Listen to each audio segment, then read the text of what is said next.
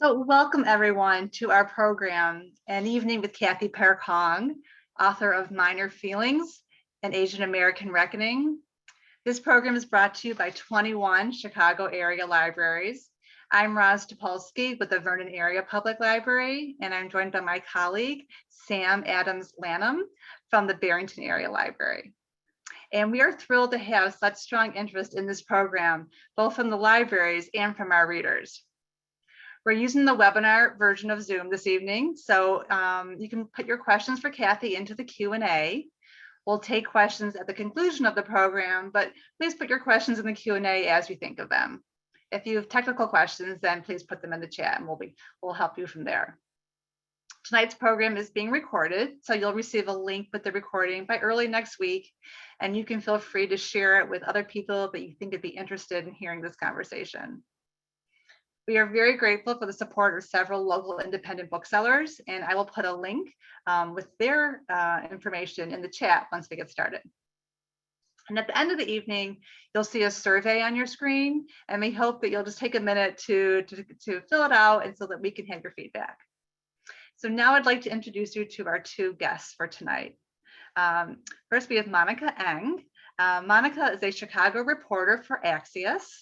For more than 3 decades, Monica has covered Chicago food, culture, policy, history, health, and the environment. She has reported for the Chicago Sun-Times, Chicago Tribune, and most recently, WBEZ Public Radio. And Cathy Park Hong is the New York Times best-selling author of Minor Feelings, An Asian American Reckoning. Minor Feelings was a Pulitzer Prize finalist, won the National Book Critics Circle Award for autobiography, and caught the attention of Time magazine and earned Cathy a spot on this year's Times 100 Most Influential People list. Cathy's prose and poetry have been published in the New York Times, the New Republic, the Guardian, and Paris Review, among others. She is the poetry editor of the New Republic and is a full professor at Rutgers-Newark University. Minor Feelings received fantastic reviews as soon as it was published. And I'm just going to share 2 reviews with you now to give you a sense about the impact of the book. According to NPR, Minor Feelings is a major reckoning, pulling no punches as the author uses her life's flashpoints to give voice to a wider Asian American experience, one with cascading consequences. And according to Time magazine, Cathy Park Hong's voice is urgent and raw as she unpacks what it's like to experience prejudice that doesn't fit into the exact mold of oppression faced by other minorities in the US. Hong is brutally self-aware and embraces her anger as she captures how she struggled to make sense of her identity. So Monica and Cathy, welcome to our webinar. We are just really delighted to have you both with us tonight, and I'm going to turn things over to you now.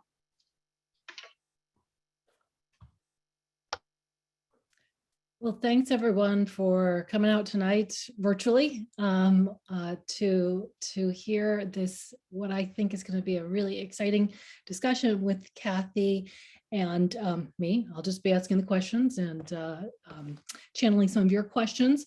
I really hope that everyone has a book like this with lots of post-it notes and lots of questions and lots of annotation because it's such a fascinating book, bringing up so many interesting points. I think one person who talked to Cathy said she puts into words things that we sort of felt but just didn't know how to say.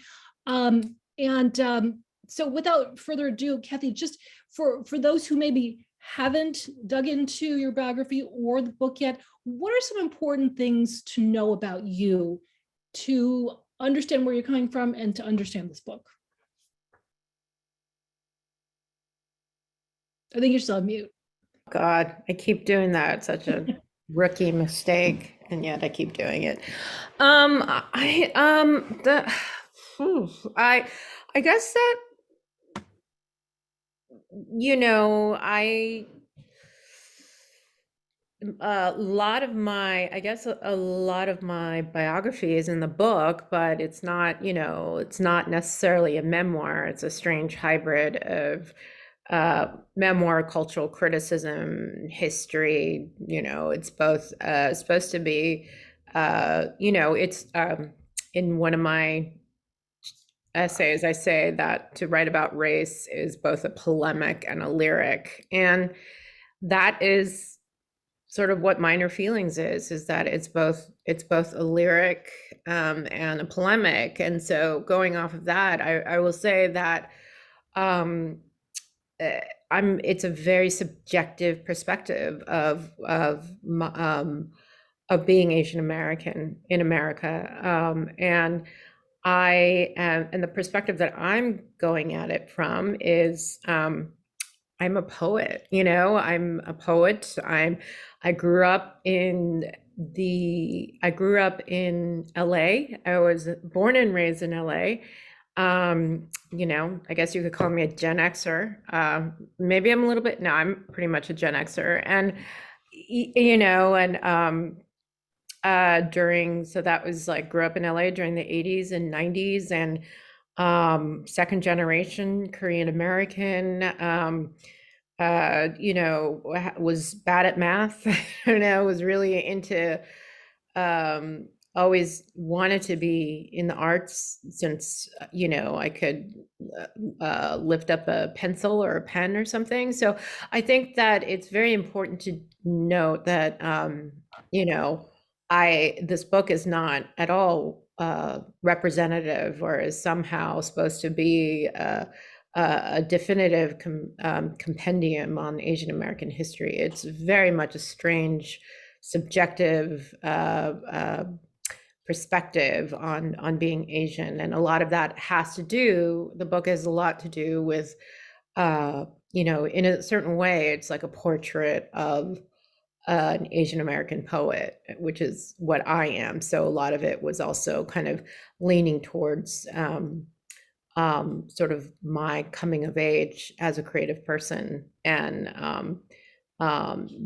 dealing with some of the exclusionary practices in American letters and stuff. So I could start from there. I mean, I don't know if that's, we could talk more about who I am as we continue our conversation. I think it's super helpful. I think it's helpful to the audience. Again, if you haven't already read it, read it. But I think it's a good launching point. I'm so glad you said bad at math, because, and we can get into the whole stereotypes about Asians. But whenever I would go to the Asian American Journalism Association conference, there'd always be some jokester who gets up at the podium. I think we all know why we're all here today. And they'd say, because we didn't get into the engineering school or the law school or the medical school, or we're bad at math, so we're all journalists. And that's why we become writers. But I think you get to the point, the whole model minority, that the Asian Americans are a certain type of person, because that's so much of who we were told we were, who our parents told us we were, and what society told us we were. And I totally want to get into that, but I didn't want to miss the sort of this really fascinating question. I thought it's that I heard that you were thinking about, doing this in verse as a poem at one point, and then you were like, no, this has got to be nonfiction, which wasn't your medium of choice that much. How did that work? First of all, I've had experience with prose, actually, right after I graduated from college, I did dabble in journalism. I was a fact checker, and I wrote for the Village Voice. Oh, and and it was a really that was when the paper was actually regarded as important, and it was covering a lot of it was during Giuliani's tenure in New York City, and when he was a mayor. Before he went mad? Before he went mad? He was mad that back then. New Yorkers just knew what we were, what the rest of America was getting into. But, and so the newspaper was covering the police brutality, the killing of Diallo and so forth back then. So, I had experience with journalism before I pursued poetry, before I went to grad school for poetry. I have also written book reviews, I've written criticism and so forth. So I wasn't entirely new to prose, but my primary mode of expression was poetry. I wrote 3 collections of poems, and you know, I was teaching poetry, and at some point, and I was also always interested in writing. I always all of my poetry dealt with race or immigration or you know, colonialism in one sense or another. But then I was like, I wanted to challenge. I always like to challenge myself by, you know, I always love to make my life more difficult that way. And I realized that I'd never I was afraid. I realized I was afraid of writing autobiographically, and so I tried to do that with poetry. I was like, okay, I'm going to really write personally about race as it applies to my life or how I grew up. And I wanted to do it both sincerely, but also satirically. And it just wasn't coming through via poetry. I think like whenever I tried to write satirically via poetry, you know, I had a few poems published, a few of those poems published, readers were taking it seriously. And I just, you know, I realized I needed more room to spread out. Like I needed to really kind of, I needed to write in sentences to do that. And also I realized that poetry wasn't the right medium to make an argument. And I wanted to make an argument. I wanted to, the more I was thinking about this, the more I realized I wanted to kind of stage an intervention and set the record straight, act as a kind of a corrective against all of the kind of falsities that I grew up with about being Korean, being Asian, being a woman of color, all of that, you know, and just like, I just wanted to kind of clear the bullshit, you know, and so that's why I wrote Minor Feelings. And it's also much more accessible than my poetry, because I just wanted to kind of just, again, for that reason, I just wanted to clear the air, you know, and I just wanted to kind of not only explain to people, the audience, but explain to myself, ask myself these questions of what the Asian American condition is there an Asian American consciousness, you know, how does being Asian American fit into this kind of racial capitalist history of the US, and, you know, all of that. You mentioned Asian American, and you know, when you go to the Asian American Journalism Association, you get conferences, you get a lot of people talking about, yes, there are similarities, but we are not a monolith, and there are tons of differences. And you know, there was even a session: is Asian American a useful term anymore? How do you feel about that?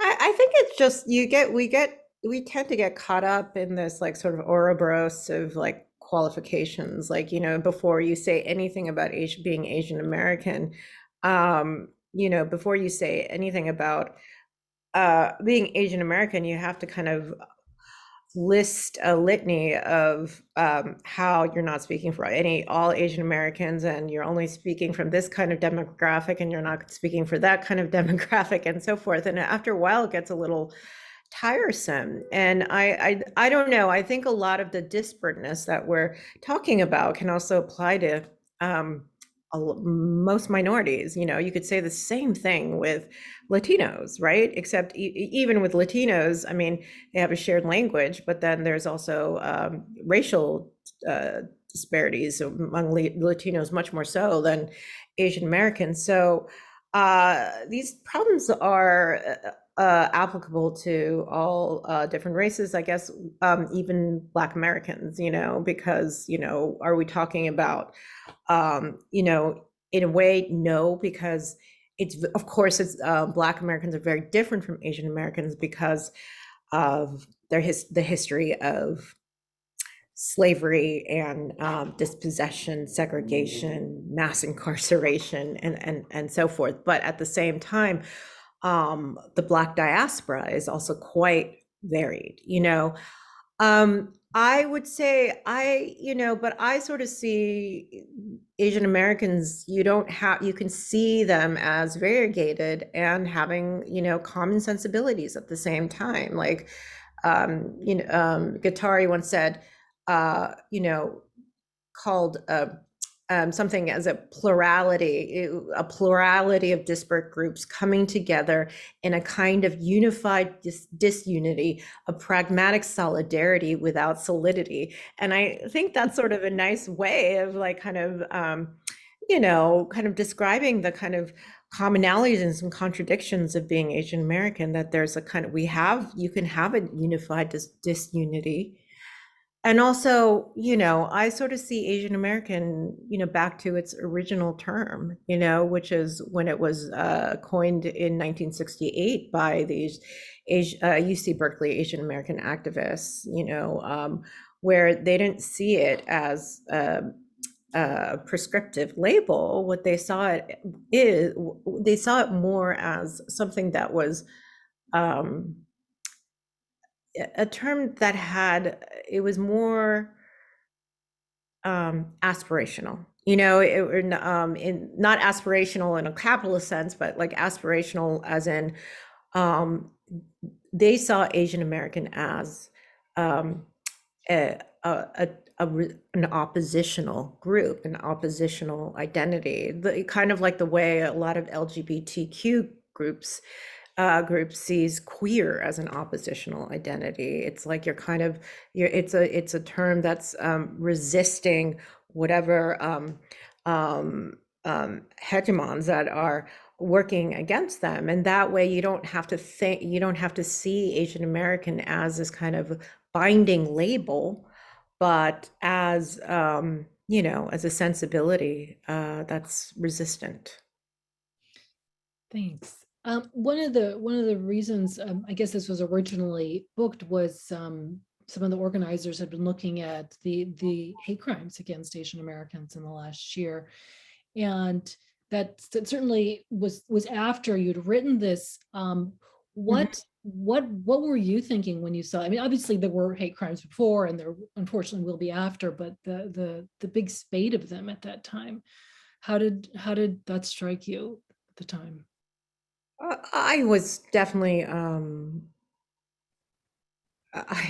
was upset, I guess. And it's still happening. It hasn't gone away, and it's just, this is the problem with media, is that they treat these like focus in at one time and then these hate incidents as like happening during 1 year, and then it just disappears, but it doesn't disappear. It's just the cameras have turned elsewhere. Just tonight there was a woman who was beaten up in the subway, and she was an East Asian woman. I found it very it was very upsetting. Yes, the book came out beforehand. I was very it was, I wouldn't say I was upset, angry, maybe confused. I wouldn't say I was necessarily surprised, because this has happened. This kind of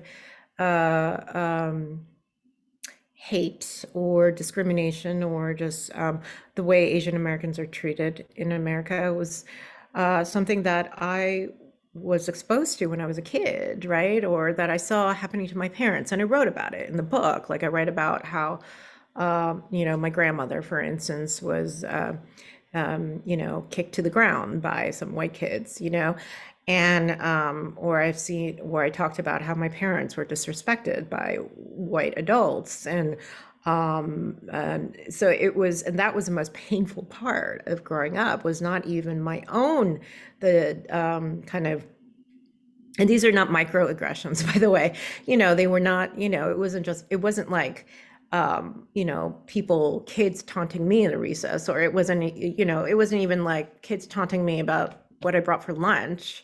It was much more hurtful than that. It was like seeing my parents or my grandmother just absolutely humiliated, And so when it was happening, but I think like what happens as you grow older, I think if you're anyone who's someone of color, if you're able to do it, if you have the privilege to do it, is to kind of leave the premises in which you were exposed to that. So it's like if you grew up in a small town, or like, or where there was no one like you. I moved to, I mean, I grew up in LA, but like, I'm in New York City, moving to New York City and finding like-minded people and finding a community and so forth. So I think for a little while I shielded myself from that.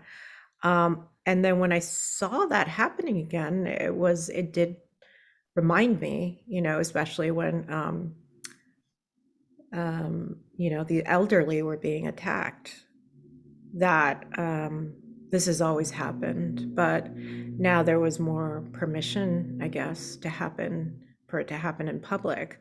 But racism is never new. It just comes in new forms. It just gets reproduced in different ways throughout history. So this anti-Asian hate or discrimination, or whatever you want to call it, has always been around since Asians first started coming here.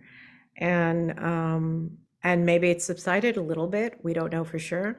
Probably not, but it'll come back. What I found really galvanizing, though, is how so many Asian Americans, younger Asian Americans, are galvanized.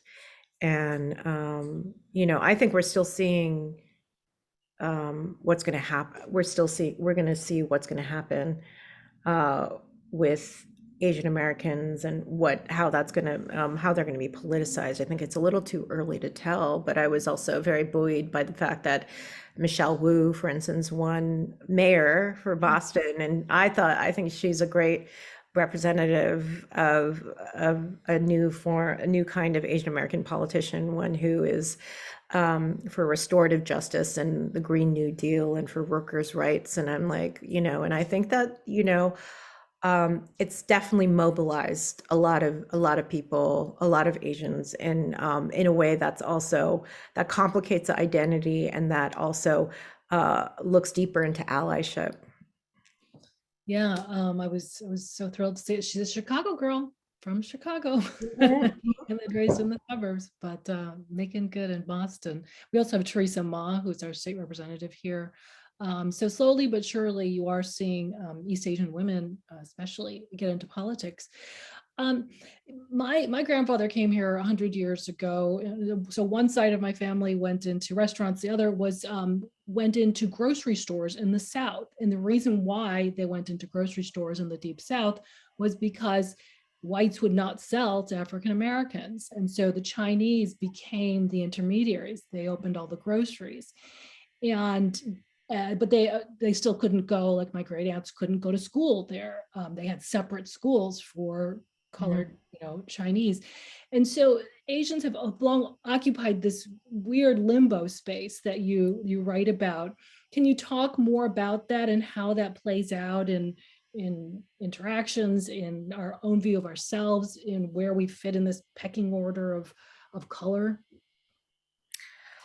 It's very yeah, sure. I mean, I think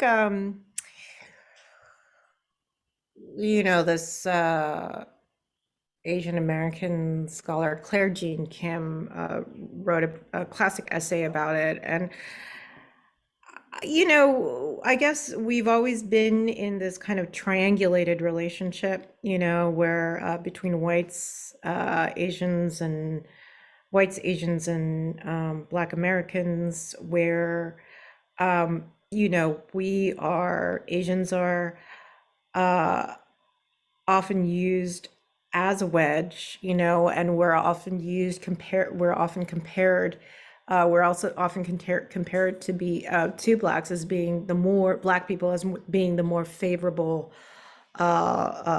minority, but then when push comes to shove, we're still not as good as white Americans. I mean, when you talk about your family, and I write a little bit about the LA riots, and that's that kind of parallels your family's experience, where, you know, in the book, I talk about how, you know, a lot of Koreans moved into South Central and opened up grocery stores. It was a food desert there. There were no grocery stores, no, you know, very little retail and so forth because of redlining, because Black people throughout history couldn't get the business loans, right, to open up their own stores. Meanwhile, during that time, their manufacturing dried up. You know, jobs left. There were no jobs. You know, there was a lot of real estate when during the Great Migration. Afterwards, when Black people moved to LA, they were not allowed to live in the West Side or any other parts, and they were all kind of congested in South Central. So there was, you know, like all Chicago, for instance, there was urban neglect, you know, there was urban neglect. And then after 1965, which was the Hart-Celler Act, that was when immigration was opened up to the rest of the world, Asians and Latinos and Africans. You know, that was when my family came. That was when Asian Americans that was when Asian Americans really diversified in this country. And that was when Koreans came in, and through their own personal loan system called Key, and through business loans, there were Koreans who opened up these stores, you know, and there was a lot of tension between them and so forth. But then when the LA riots happened, a lot of the kind of scapegoating was pinioned on those Korean merchants, who were, a lot of them were also working class, you know, a lot of them were also trying to get by. And and also when the LA riots was happening, the police cordoned off Koreatown, South Central, and so forth, allowed everything to burn down. Meanwhile, they were protecting the west side of LA, the white side of LA. They were protecting Beverly Hills, they were protecting Sherman Oaks, all the white side. And meanwhile, they had, you know, the K-Town, South Central, all, you know, downtown, that part where all, you know, brown people, Black people, Asians, they just allowed it, they just let it burn down. So I think that kind of gives you sort of the complexities of sort of the different power dynamics of between Asians and Black Americans and so forth. But I think it also depends, let me just say this one more, but I think it also depends on the kind of Asian demographic you come from. There's a huge difference between, say, if you're like Chinese American or Korean American working at Silicon Valley, and Black people who lived in, you know, East Palo Alto.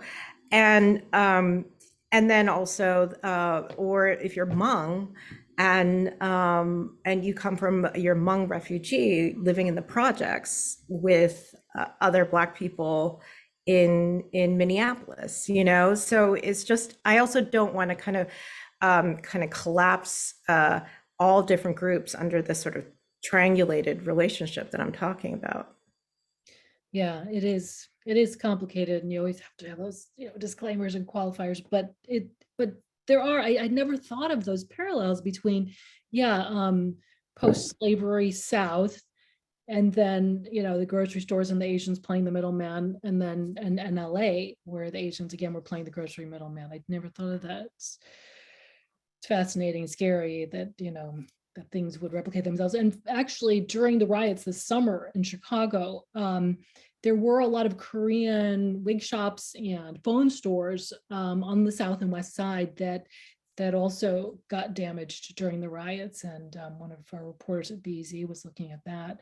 And I hadn't realized that. I had done some stories about the Korean community, but I'd forgotten about all the commerce they had in those African American neighborhoods. Well, switching gears a tiny bit, there is a lot to be, worried about in terms of Asian Americans and their interface with whiteness. But I wonder if there's something to be hopeful about in things like Squid Game, Parasite, Michelle Wu, your book and its success with, largely, well, not Michelle Wu, but Korean Americans bringing up in creative ways these really compelling arguments about class and about capitalism, and we're eating it up. What do you make of that? I don't know. I think it's, I don't know if I would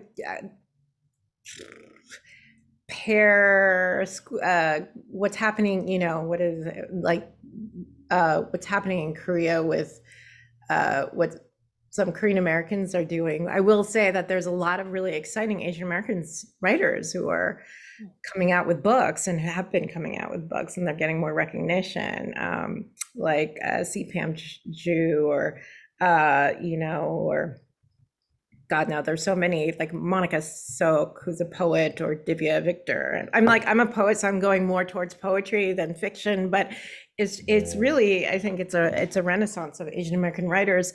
And it is exciting, it is exciting to see how Americans have been responding to just Korea's I guess they call it soft power, right? Like the Squid Game and Parasite and all of that. I think I think what's coming out of Korea has been going on for a while. And they've also been subsidized by the Korean government, because they know the importance of soft power.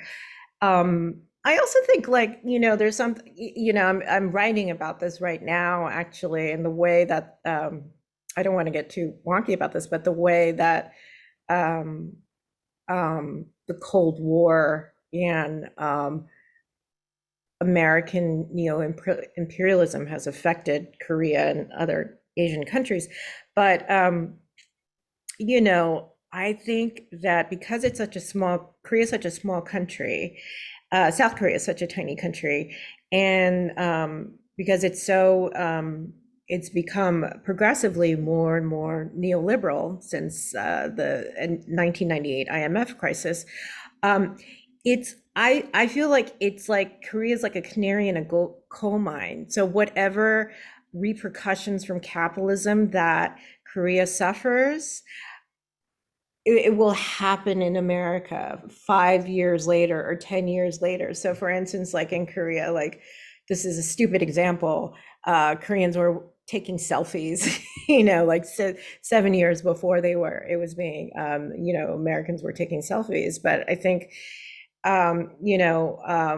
when there was more the gig economy hit Korea really badly, and faster and earlier there than it did in the States. And so I think there were a lot of movies that were addressing that, that inequality, that great inequality. And, and now I guess America is catching on to that, so it's exciting. I'm really proud to be a Korean American, right? I'm really proud to be a part of that, I guess. Although what's coming out in Asian America and what's coming out in Korea I think has sort of different origins. Mm-hmm. Yeah, true. I remember an editor in the 90s or maybe early 2000s came back from Seoul, and he's like, they watch movies on their phones. You can't believe it. They're on the train and they can watch a movie on their phone. I think America might be doing that at one point. And I was like, wow, you're right. 5 years later, we actually had the ability to do it. Yeah. They are far ahead. Yeah, and I think it's exciting. And I think that I don't know, I tend to be an optimist. I think that, of course, Asian Americans are such a disparate group, but at the same time, one note of hope that I saw was that after the 2020 election, among 18 to 29-year-olds, Asian Americans, they voted blue second to Black Americans, 18 to 29-year-old Black Americans. So, while there are certain groups like immigrants who are still staunchly Republican, there are also like the younger generation in general, are leaning left. They're turning left. And I think a lot of that has been inspired by, of course, climate change, but also Black Lives Matter, and also our shit economy and all of that, and I think and I definitely have seen it from my students for a long, long time, where they're just much more racially conscious, very much more activists, just like really fierce generation of folks, My daughter actually interviewed a lot of Asian Americans who were talking to their parents about race and saying, it's really problematic the way you talk about race, then issues of anti-Blackness. But the younger generation she saw was really trying to talk to the older generation about it, and they saw it as a major break from that generation. We got a question during registration. There are a ton right now, so I do not want to go over time because I want you to be able to get to the questions that people are watching. But they asked, how can minor feelings be used as a catalyst for building power and community organizing? I don't know if that's up to me to answer. I think that's like, I say this again, like, I started as a poet and I'm still a poet, and I'm not so much an organizer or or a social worker or a therapist and so forth. So I'm not really quite sure how to answer that, but I will say that from the responses that I've gotten about the book, which has been really incredible and really humbling, is that I have, people have started up a lot of book clubs, a lot of women especially. They turn to the book to read the book. And I think what I found really inspiring is how they really related to it personally. And what readers have told me is that they were not only able to see through their alienation, they were able to see their alienation, but also see through their alienation and see how that alienation was actually structural, that it wasn't just them feeling that way, and they no longer felt alone. And I think that is a great step, right? First of all, to understand that your estrangement is not just you, that it's felt by others, and because of that, it's not your fault. It's something that's probably societal or political. And from there, once you have that kind of recognition of your estrangement, can there be actually some move towards political organization and so forth? I have had, I think what's also been really great is to have these sort of multiracial kind of organizing where people have read the book, also Black folks who've also read the book and have told me they've had a deeper understanding of what it's like to be Asian American, and that's been also really incredible. And so for me, I think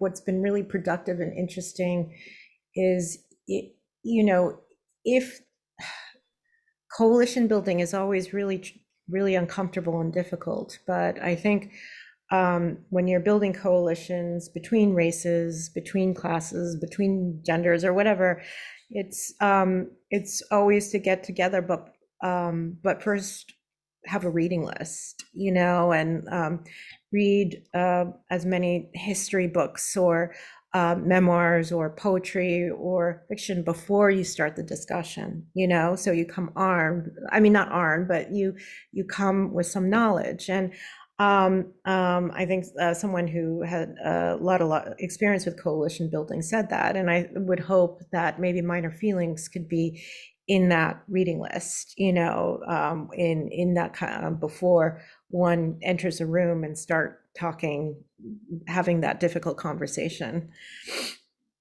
For sure. Another registered person asks, any advice for Asian American kids struggling with identity?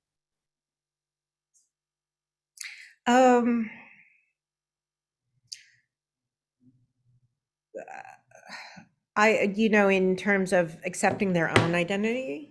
I think that's what they meant. I wish I would say that, like, am I Asian? Am I American? What parts do I take? Who can I be? I would say that if you're feeling any kind of confusion or self-loathing, and say that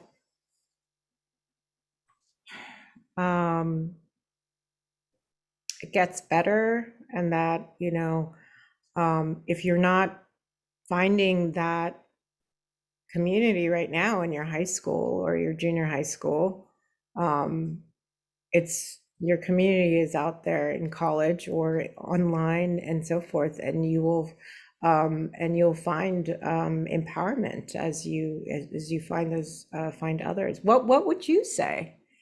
I think I need a more specific question. Yeah, I wish I could go to the person and ask kind of more specifically what they're looking for. It's kind of broad, but I don't think there is an answer. I think everyone is going to feel differently. Everyone is going to feel this Asian or that Asian or this American or that American in different situations, and you just have to explore and grow into it.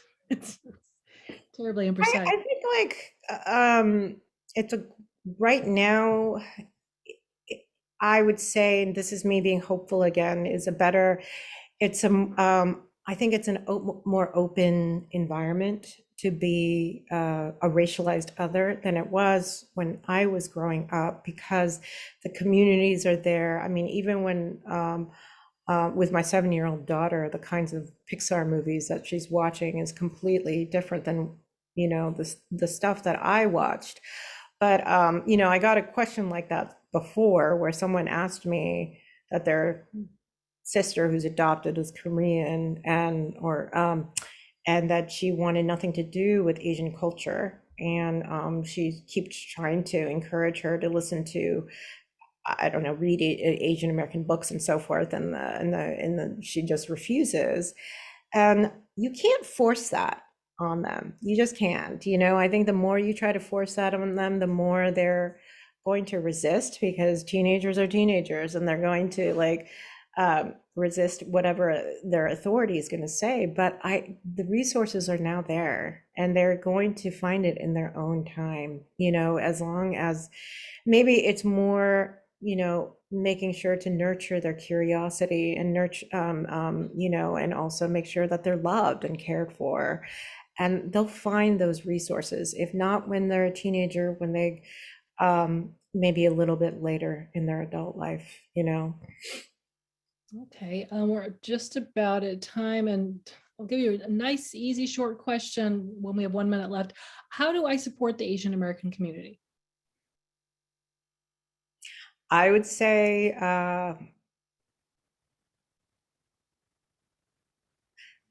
first of all, listen, understand, don't interrupt, read as many books by Asian Americans as possible. But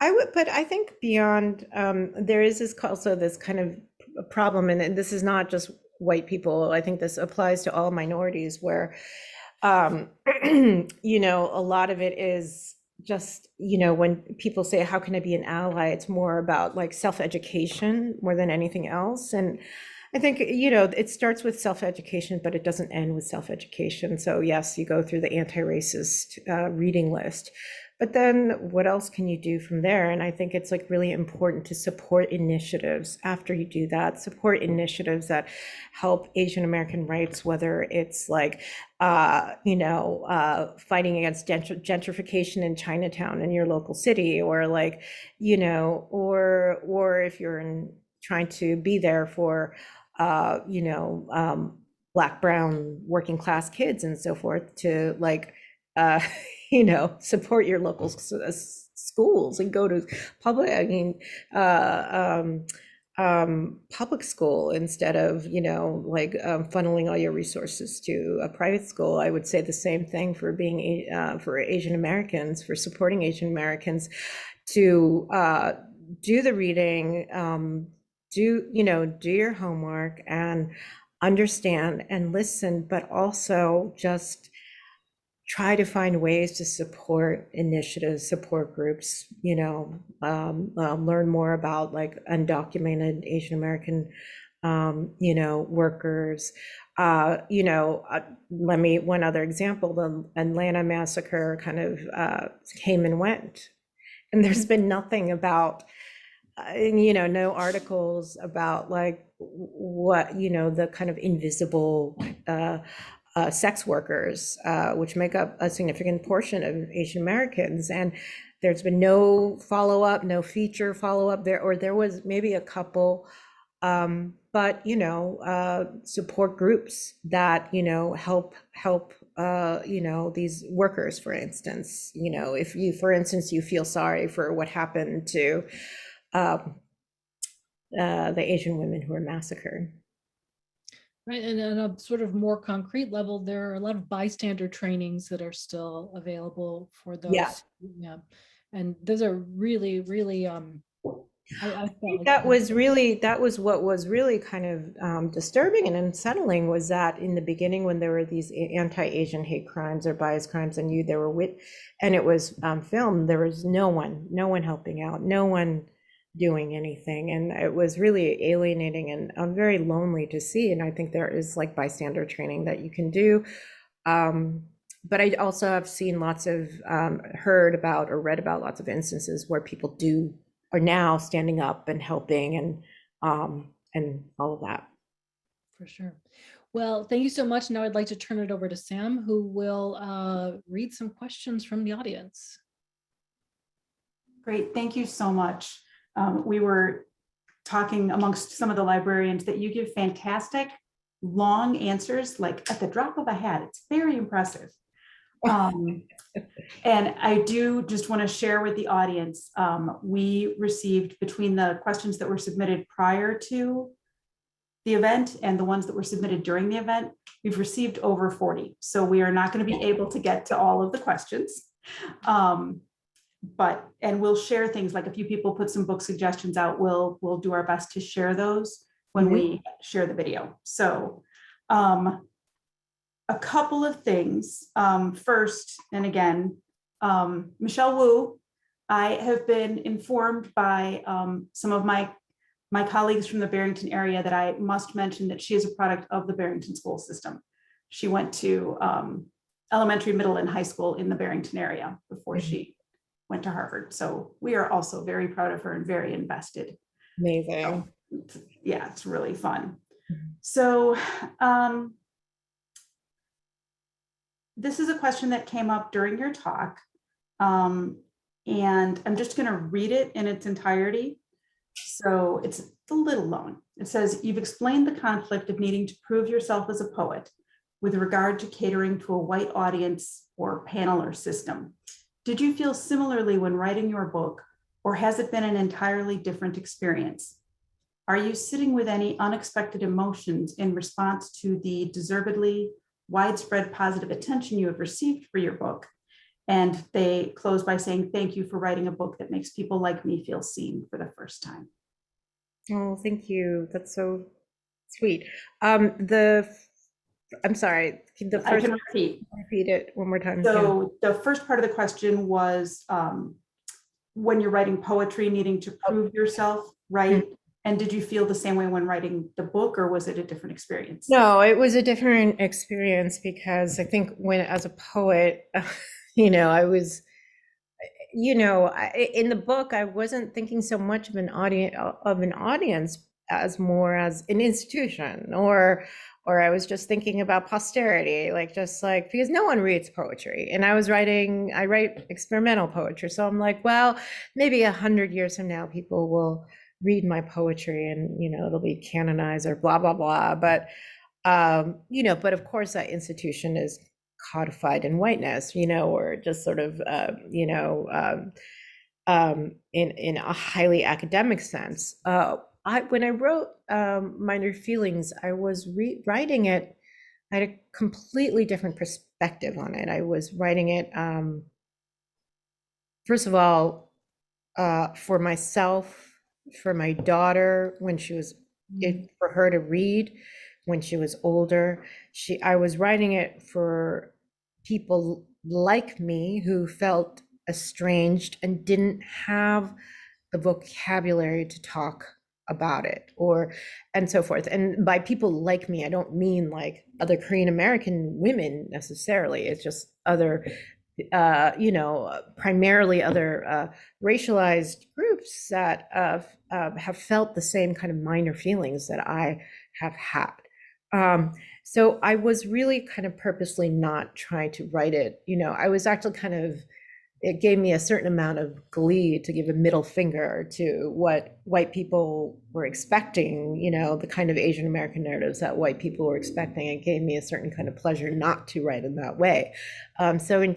So I wasn't pandering, and I was very lucky enough that, sometimes, of course, you hear a lot of horror stories about how Asian Americans or other people, writers of color, have white publishers who expect them to kind of water down their work and everything. And I was privileged to have have an editor, a young editor, who is Japanese American, and then the editor who took over, that was Victory Mitsui, and the editor who took over was Chris Jackson, who's a publisher of One World, who's Black. So and their mission is always, their mission has always been publishing books that kind of upended or kind of upended these dominant narratives that sort of these hegemonic narratives that sort of undermine racialized experiences. So I was in the right place for it. I was in the right family for it. And so I didn't feel like I was pandering. That, having said that, because of that, I feared that no one was going to read it, and I was sure of it. It gave me a lot of anxiety to know that, because, I was writing about an invisible race, that the book itself was going to be invisible.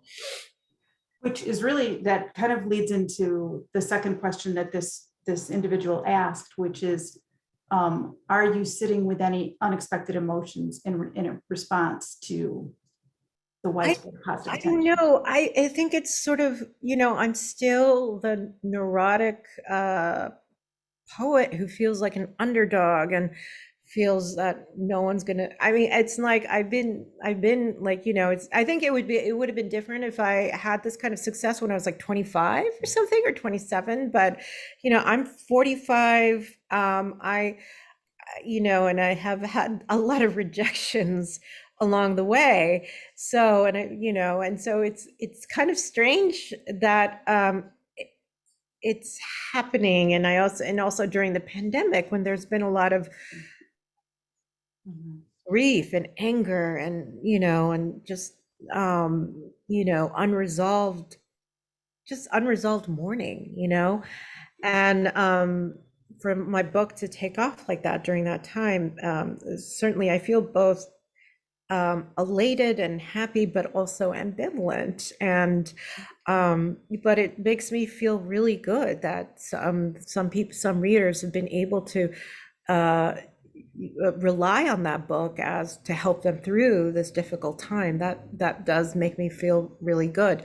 I also hope that and expect that after this book, as there have been before this book, that there'll be a lot more books who will kind of continue on or complicate or expand the conversation.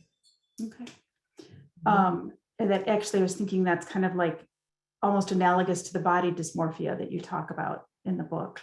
That having been shaped this way for so long, it's hard to see how much things have blossomed. I have like manuscript dysmorphia. Like, you know, when I was saying this to my editor, like I hate printing out my manuscript out, because then when I see the cold print in the cold light of day, I feel like it's just horrible no matter what, you know. So I've accepted it. I've accepted it. It just takes me a little while to get used to.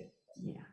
So that would be, I'd be interested to hear, you know, you mentioned do the reading, do the work. Are there book suggestions that you would offer to the audience? Oh, about anything or related to? I think maybe anti-racism, I mean, learning more about the Asian experience, and then anti-racism. I'll say those two things. I do not know if that is what the call. I was a book that it was just shortlisted actually for the National Book Award that I've been championing is Grayson Cho's Tastes Like War. And you know, when people have been asking me this in relation to like, how do I kind of process what's been happening on for the last year or two? And I think that book is just so gorgeous. It's about this author's schizophrenic mother. She's half Korean, and her mother's was schizophrenic, and she found out that her mother was a prostitute when she was in Korea, and she married her father, who was an American soldier, white American soldier in Korea, and then they moved to Oregon, the rural Oregon, and they had her, and it was just like really a heartbreaking book. And she had schizophrenia. You know, schizophrenia actually affects immigrants, and especially immigrant women, I think like 3 times more, I could be wrong, 3 times more than other people, because I think that disease is environmental. So she writes about that, and she writes about sex work, and she writes about just how a lot of this kind of Asian female fetishization, sexualization is tied to you know, Americans going on, you know, American overseas adventures, you know, the wars and the forever wars and so forth. And she writes about that all so beautifully. So that's a book I would recommend. I would recommend Divya Victor's Curb, C-U-R-B. These are more recent books. She's a South Asian poet, and it's just, I love it. It's just a beautiful book. And then also a little bit older one is Jeff Chang's Can't Stop, Won't Stop. You know, I just love his work. And Sien Nai, Ugly Feelings, you know, which a book that I'm very indebted to. So those are some examples. Okay. That's great. I'm writing as fast as I can to make sure we catch all of them. There is another question that came in from someone that I think it's a very specific situation, but speaks to a general challenge. So I'll summarize the first part of this. The questioner is Asian with a name that is distinctly Asian. And they were at their child's school doing a check-in, and they asked them to repeat their name and spell their name over and over and over again, and kind of said, what's going on? Why is this so hard for you? And they said, oh, you know, we had an update to our system. Everybody's going through this. Don't take it personally. And she said, I have a hard time with that. I don't know how to verbalize why it's offensive.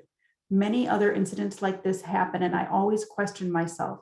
Am I supposed to be offended, or am I overreacting? Which I feel is very typical for Asians. What advice do you have for someone like me that has a hard time labeling my feelings in situations like this? How do I fact check myself that this is indeed upsetting for me? Thank you for that question. I think it's a very vulnerable question, a brave question to ask. I think that, you know, I mean, this is what I try to kind of articulate in the book, is that I think it's this is the way it is for all groups, you know, marginalized groups, but it is kind of in an insidious way for Asian Americans, where we are sort of conditioned to minimize whatever insults or slights or actual macroaggressions that we endure, and we're supposed to not think that it's just in our head and it's not actually really happening. And I think that if your body feels it, you know that it's true. You know, you're not making it up. You know, it's like that. So believe in yourself when you know that you are being aggressed against, or someone is insulting you or offending you in some way. And I think for I have very few regrets in my life, but one of the few regrets that I do have is that, like, you know, when you're a young Asian woman, you deal with a lot of people's bullshit, you know, and you just take it in and you think you always feel like you're not allowed to kind of, you know, sling back at it, or, you know, or just boomerang back and say that I'm not going to take your bullshit. And one thing that's been very gratifying, and that I don't even think about anymore, is I don't take people's bullshit anymore, and that I'm just very firm and direct, and I just put people in their place. And I did this before Minor Feelings came out or anything like that, you know. And I think that if you feel it and you believe it, don't doubt yourself. Don't doubt yourself. Don't second guess yourself. Be firm, be direct. You're a future you will thank you for it. Yeah. And your children, right? Yeah. Seeing And your children. stand up. Yes. Yeah. A little bit of me wanted to tweak the last question, you know, how do I fact check myself that this is indeed upsetting? Like, it's upsetting. There's no fact check necessary. Yeah. But yeah, I understand the sense that they were trying to get at. So let's see. This is one that came in prior to the conversation. You mentioned the book that Richard Pryor is an inspiration to you. Are there other authors, artists, performers that inspire you? And I have an adjunct to that as well once you're done. Richard, performers and artists. I mean, I love. They say authors, artists, performers. Oh, I mean, I could just rattle off more authors and artists I love. Oh my God, where do I even start? Fred Moten is someone who I love. His books, Black and Blur, Undercommons. I love Sadia Hartman. Wayward Lives is the book that I would recommend. Performers, I love Ali Wong, Bowen Yang, you know, in terms of comedians. There was a period when I got really into comedy, stand-up comedy. This was like before, you know, around the time that I got into Richard Pryor. And then I have these obsessions, and then unfortunately, once I write about my obsession, I sort of move on from it. So I haven't really been watching it as much, stand-up comedy. I think stand-up comedy has taken a bit of a hit since the Dave Chappelle special, but I still, you know, I still love it, and I'm a big fan of Ali Wong. Artists, Carol Walker, Ruth Asawa. There's so many. Like, I feel like I should have just write down a list of names and just just copy it onto the chat box, so you're not furiously scribbling, or I'm not like, you know, just grasping for names when there's so many that I feel like I should say. Yeah, but those are just a few. Yeah. Okay.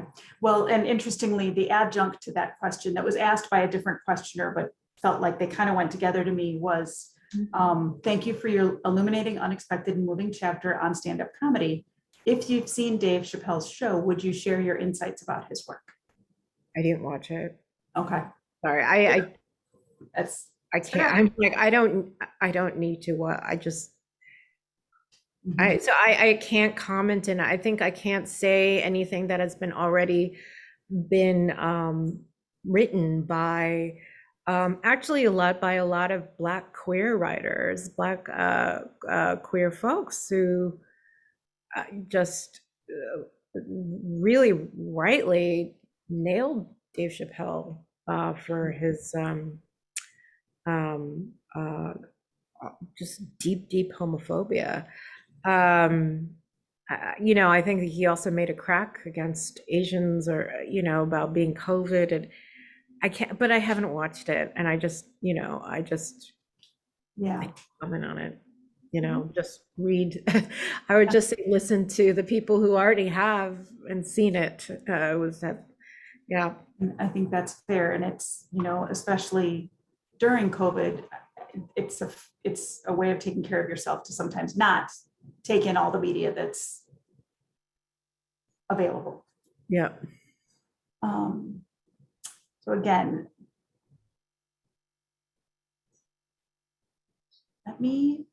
I think this will be the last question that I will ask from here. And as I said, I think I did 4, which means there's 30 some that we didn't get to, and I'm sorry. But we can't keep Cathy on the phone. It's an hour later where she is. So, and this is, you are a college professor. You mentioned in the book seeing that the students in your classes are doing better at talking about race. If you were teaching younger people, elementary, middle, high school, how would you approach discussions of race and identity with various age groups? I don't know. Oh my God. I think that's I think elementary school teachers, middle school teachers, and high school teachers have some of the hardest jobs, and they have like a whole skill set that I lack teaching college. And in fact, I would say my job is easier being a college professor because first of all, I don't have to deal with parents and as much. And then second of all, like, I feel freer to teach whatever I want. I will say that I find this sort of trumped up critical race theory scam to be really quite frightening. And when it was happening earlier this year, I just refused to kind of engage with it because it seemed so ridiculous as QAnon. But now it does seem like it's just like QAnon, it's spreading, and that this is like the latest iterations of the GOP using white racial anxiety to kind of get Republicans to vote against their own or not just white. It's not just white, by the way. It's also other people of color as well, to vote against their own economic interests and vote for vote for them, by drumming up all this racial anxiety and fear. And for that reason, I think we need to double down, and I think as college professors and elementary school and middle school and so forth, I would say, I don't know. I don't really know what is considered sort of age appropriate for the books to have these kind of to have a multicultural curriculum. All I know is that I'll just say this, maybe because I haven't taught schools, I will say how I felt when I was a student. When I was in middle school and high school, I did not read a single Asian American poet or writer. I read one Toni Morrison book, and for that I was grateful, The Bluest Eye. But other than that, I never read a single person of color, which is why I never felt like I had a permission to be a writer. And in the history books, it still affects me how there was not even a paragraph on Asian American history on the you know, Japanese internment camp. Maybe it was mentioned in a couple sentences, or you know, or the first Chinese immigrants who came here, or nothing about the Chinese Exclusion Act, none of that. And also the Korean War. All that was said about the Korean War was that Americans were fighting communism, and they, you know, basically they were the white saviors who saved Korea, and neglected to mention that 3 million people died in Korea. And I think it would have really, you know, and this may be considered negative or not empowering or whatever, but if I knew that, I think that would have really kind of strengthened my sense of self and strengthen my own sort of critical knowledge of this country and who I am and so forth. So I think that, I don't know when it's good, but I don't think it's just important to teach like the empowering, like, yay, I am Asian and I am a powerful woman, but also the truth of American history. That can be empowering, not just for students of color, but for white students as well, to kind of not placate them or pander to them, and really kind of show them how to really think about the different histories, American histories.